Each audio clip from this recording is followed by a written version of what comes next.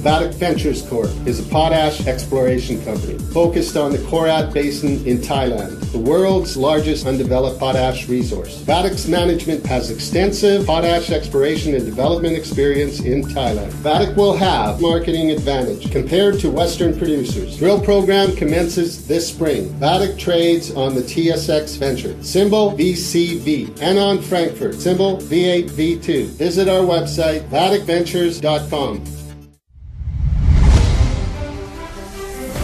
Welcome to the Goddard Report. Comments made on the Goddard Report and TalkDigitalNetwork.com are an expression of opinion only. Here is Jim Goddard. My guest is award-winning investigative reporter Bob Mackin. He's also the publisher of TheBreaker.news, his website, TheBreaker.ca. Welcome back to the show, Bob. Thank you. The casino, I would call it scandal or casino gate, where crooks are laundering money like crazy in BC's casinos. And you're the one who broke the story about how there's this chain between organized crime, drug factories in China, and then buying real estate with their ill-gotten gains. Are we going to see houses seized, do you think, and some of this money given back to taxpayers? Well, that's a good question. There is one house in Richmond, actually, on Sidaway, that is worth about $5 million or so, that the Civil Forfeiture Office is working on seizing. That house was the site of an alleged illegal casino with links to Hong Kong.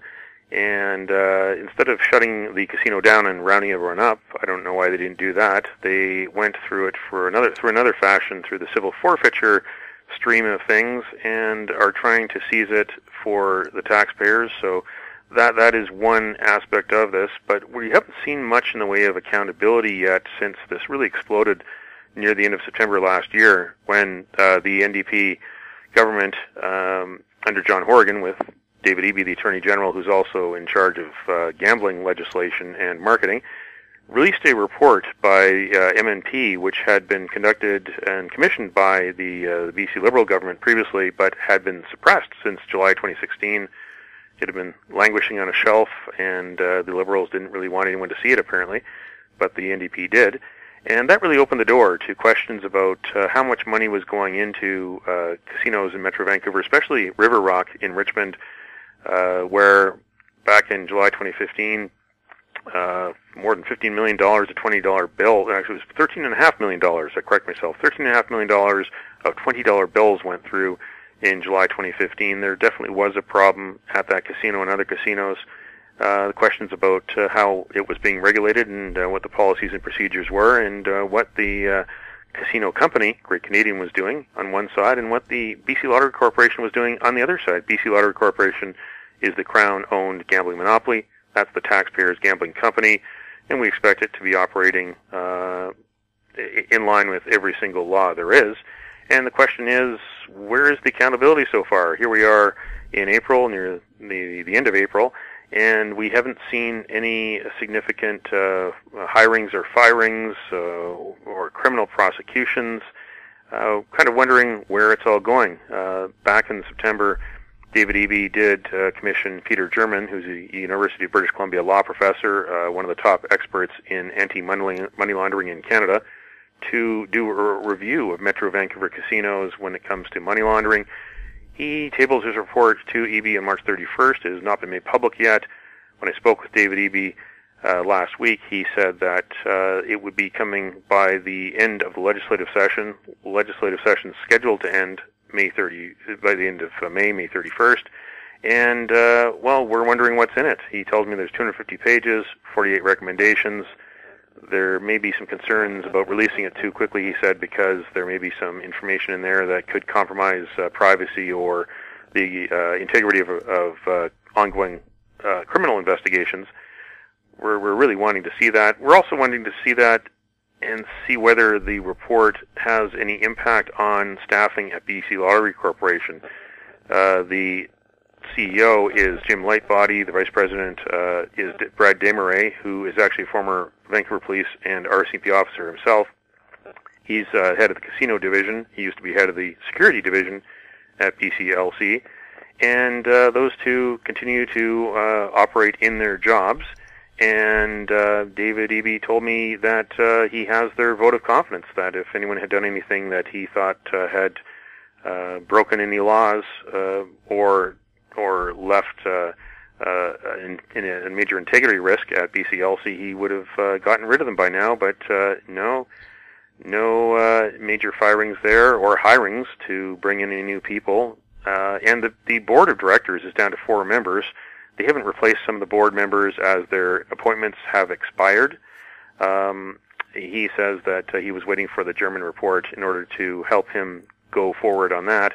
So he says they are recruiting people now to add to the board to increase it from the size of 4. And he said that some of the BC Liberal appointees from the past may be kept on for the sake of overlap, because he wants new board members to know about the organization as much as they can and to transfer knowledge. So we're waiting to find out where this is going to go. The NDP has stated the case that this is a much bigger scandal than the one the NDP in the 1990s was involved with, the Nanaimo Commonwealth Holdings bingo scandal that basically cost the career of Dave Stupich. This is exponentially worse because it has impacts on Vancouver's real estate. It has connections to the fentanyl overdose epidemic, and it has serious implications for moving money back and forth across the Pacific. So this scandal right now, the NDP has scored a lot of political points on it. Now those of us who are watching it closely are wondering when it will go from headlines to accountability to charges to firings, and an improvement of the laws, an improvement of BC Lottery Corporation, an improvement of gaming policy and enforcement branch. We have to wait many more weeks to find out. We'll have more with Bob Mackin right after this. Arctic Star Exploration, operated by a team of proven mine finders, is focused on diamonds in Finland and the Northwest Territories of Canada. A work program is planned for our Finland property that contains diamond-bearing kimberlite. Arctic Star trades on the TSX Venture Exchange, symbol ADD, and the Frankfurt Exchange, symbol 82A1. Please visit our website at arcticstar.ca or call us at 604-689-1799. I'm Brian Fowler, president of Blind Creek Resources Limited, listed on the TSX Venture Exchange, ticker symbol BCK. Blind Creek is focused in the Yukon, Northwest Territories, and British Columbia. The company's key property is the Blend Project, one of the largest undeveloped lead-zinc-silver deposits in Western Canada, plus plans to advance the recently acquired, fully permitted historic engineer gold mine in the Atlan District of Northwestern BC. Check us out at blindcreekresources.com. Welcome back. We're speaking with Bob Mackin. Bob, a lot of people have criticized President Trump for taking weekends off to go golfing in Florida at his private estate there.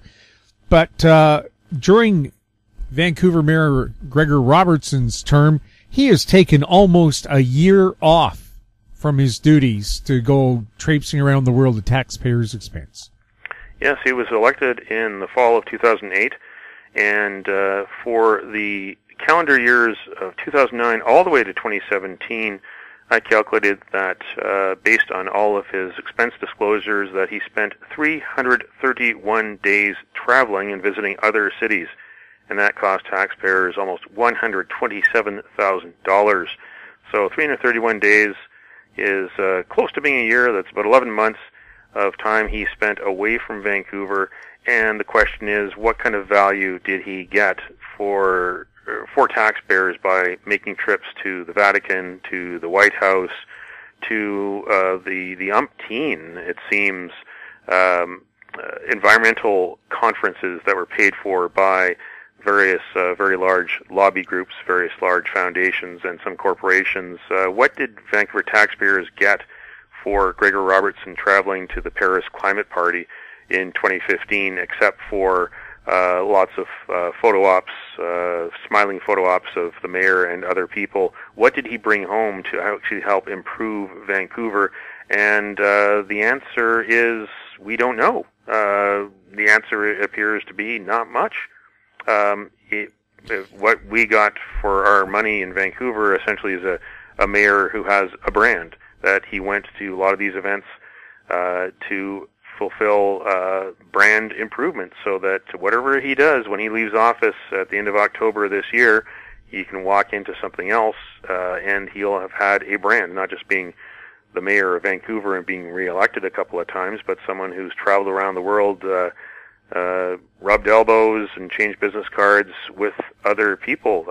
In 2017, for instance, he went to the European Forum Alpbach in Germany. That cost more than $2,000. He also went down to Seattle, closer to home, the Environmental Grant Makers Association Conference. I don't know, I've not seen anything that has appeared on the agenda at Vancouver City Council this year that has been a legacy of those events that has actually turned into any policy to help improve Vancouver. He went on 14 trips total last year, 59 days. That's almost 2 months of 2017, costing taxpayers more than $27,500. And if you add the travel of his aides, sometimes he traveled with an entourage, the total expense for the office of the mayor last year was almost $42,000. And this is for someone who is paid $168,000 a year by the taxpayers in Vancouver to be mayor. But he's also a mayor who was absent from the city for a couple of months last year. If you add it all together, a couple of months that could have been more valuable had he been on the ground at trying to find solutions for the affordable housing crisis as well as the opioid overdose crisis. Two crises that have dominated headlines and have actually led to the downfall of his career. He's not running again. He had promised to run again for another term.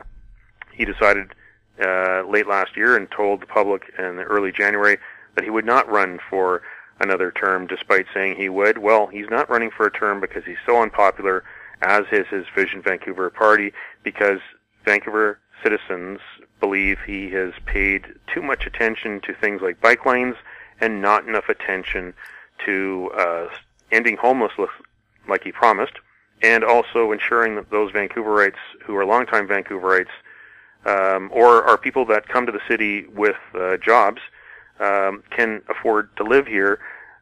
However, they've been displaced by people from other countries, primarily China, who have money from sources that are unidentified or unknown, who have bought up large parts of the city and aren't living in them or contributing to the city and contributing to the community.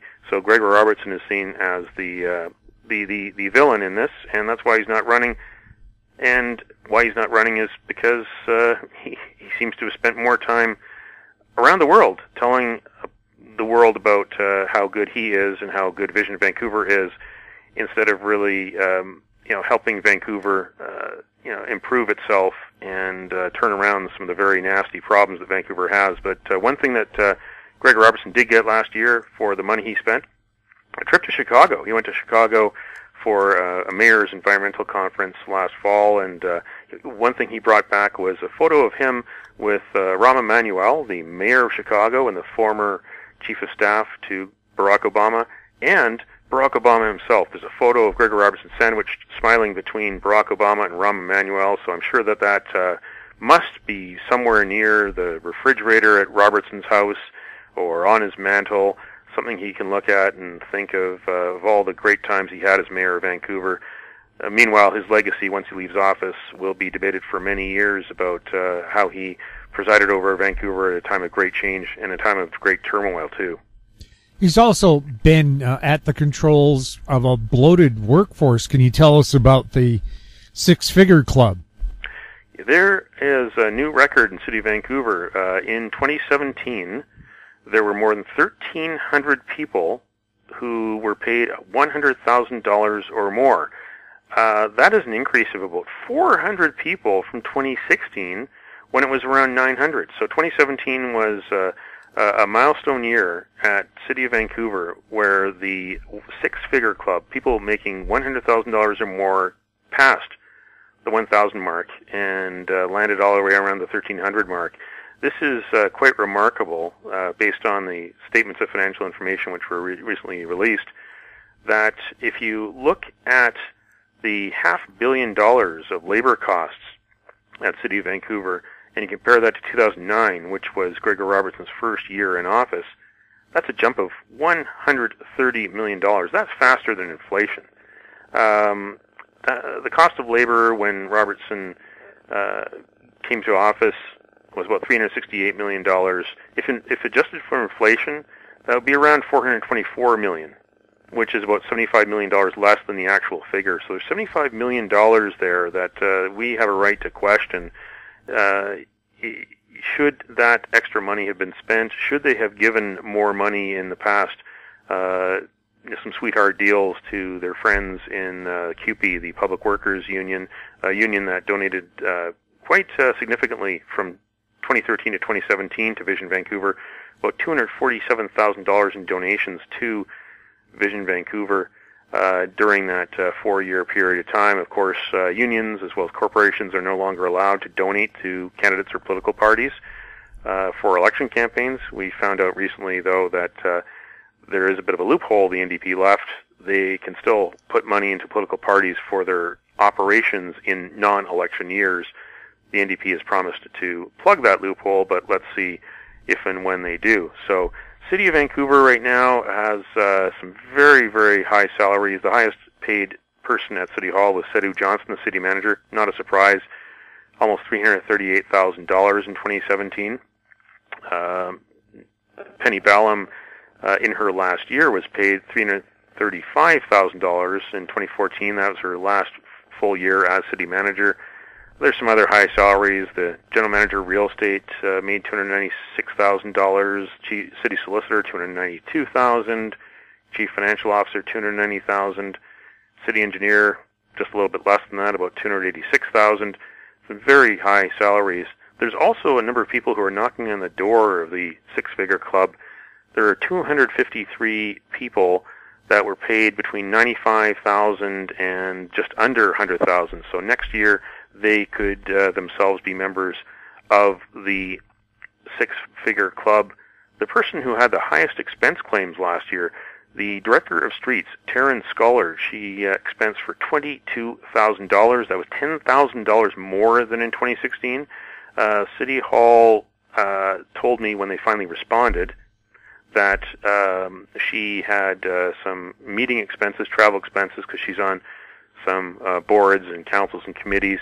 She also has some of her education subsidized by Vancouver City Hall. She is being partially reimbursed for her MBA studies, but City Hall's communications department did not tell me the name of the institution that is offering the degree to which Ms. Scullard is studying.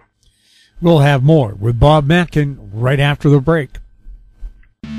I'm Greg Johnston, CEO of Carl Data Solutions, an industrial Internet of Things company that provides big data solutions for monitoring critical infrastructure. Carl Data offers machine learning and predictive analytics features through our cloud-based applications to deliver key asset-saving operational insights from massive amounts of data. Carl Data trades on the CSE, symbol CRL, and the pink symbol CDTAF. For more details on Carl Data, please visit carlsolutions.com.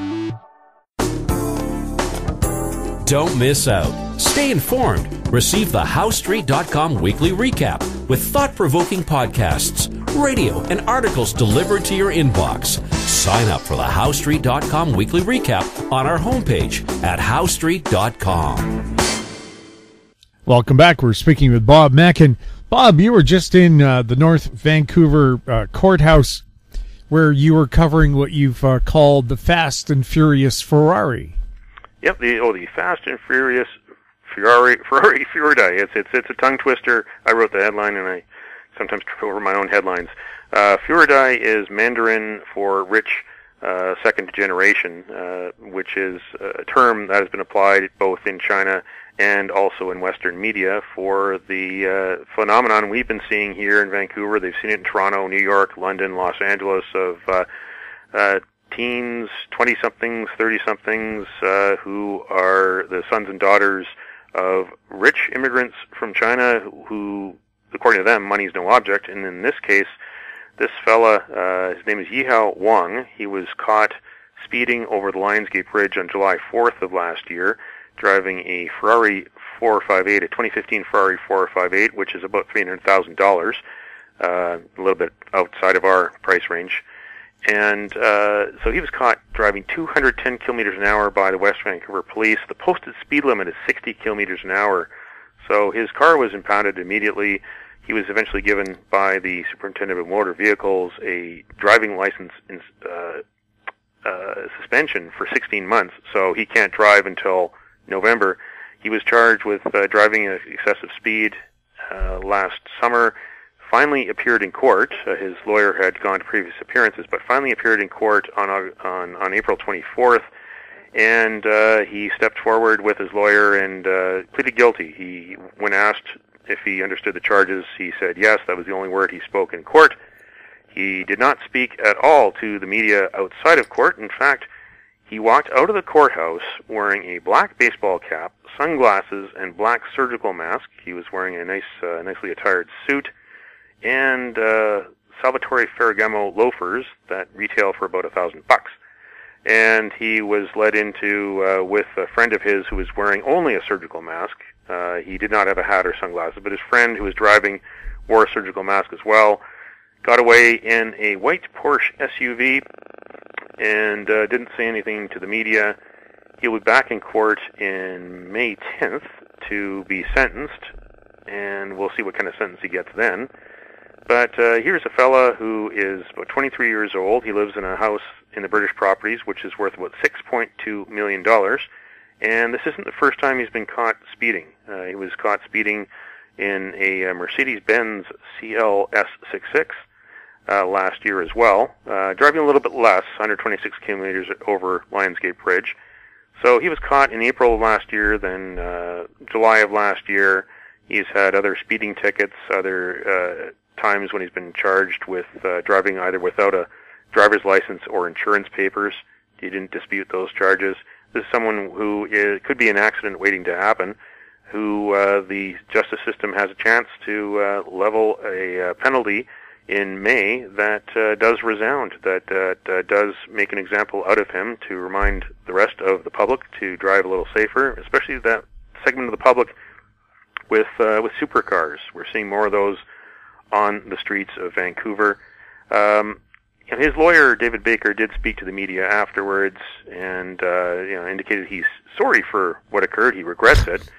The question a lot of people may have is, well, is he sorry and does he regret it because he was caught? Or sorry, regrets it because he now understands that you can't drive that way on city streets, even if you've got a car like that and you're driving at a time of day when there may be few other people on the streets.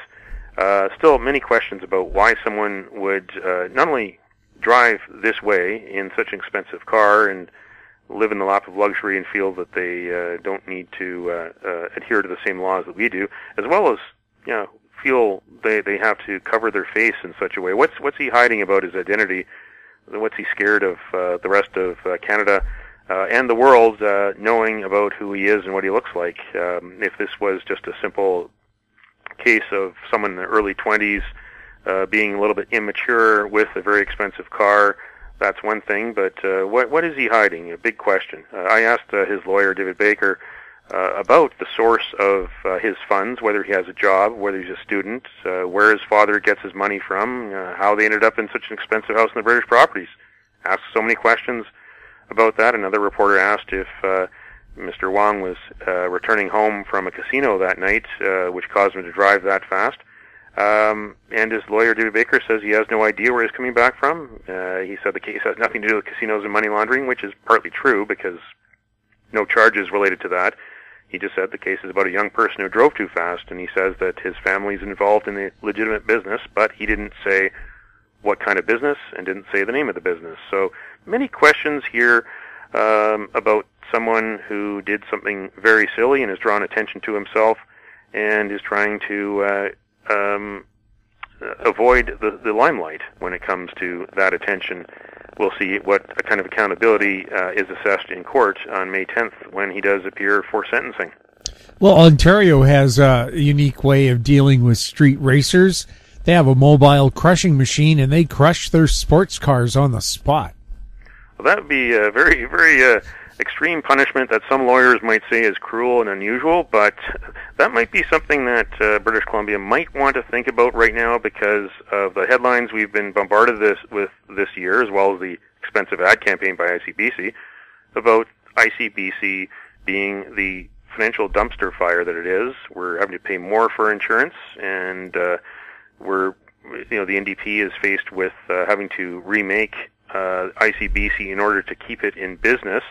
And when people like this, Yihao Wang, he's lucky he's only getting slapped on the wrist so far. That driving prohibition could have been much worse if he had gone out of control and hit another car, gone out of control. He could have ended up with serious injuries himself, being disabled. He's lucky to be alive, lucky to be in one piece. Not others are who are involved either as the perpetrators or victims of serious incidents on the roads here in British Columbia. And that's one of the reasons we're told why ICBC is struggling to stay afloat. And, this case here has potential to gain some change. It's unfortunate, though, that this case was very well covered by the media last year, but not so much when it got into court for a pivotal hearing on April 24th. It was supposed to be a trial, turned into an immediate guilty plea. There was only a representative there, a cameraman and reporter from CTV. There was a reporter there from the North Shore News, and there was me from the Breaker.News.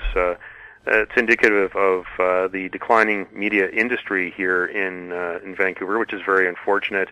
These kind of stories need to be told, need to be debated by the public, because as much as it might look like kind of a funny, offbeat story of a young 20-something person driving a car that some people would love to have at a high rate of speed, it is something that's very dangerous, and that cannot be allowed, especially in this day and age when we've seen carnage on the streets, and we're also seeing financial carnage at ICBC, which used to be a proud Crown corporation. Bob, thank you so much for chatting with us. Thank you. My guest has been award-winning investigative reporter Bob Mackin, the publisher of thebreaker.news, his website, thebreaker.ca. If you have any questions for Bob or any of our other guests, you can send them to info@howstreet.com. I'm Jim Goddard. Thanks for listening. Comments made on the Goddard Report and TalkDigitalNetwork.com are an expression of opinion only. The Goddard Report is available online and mobile at TalkDigitalNetwork.com. The Goddard Report is a production of How Street Media Incorporated.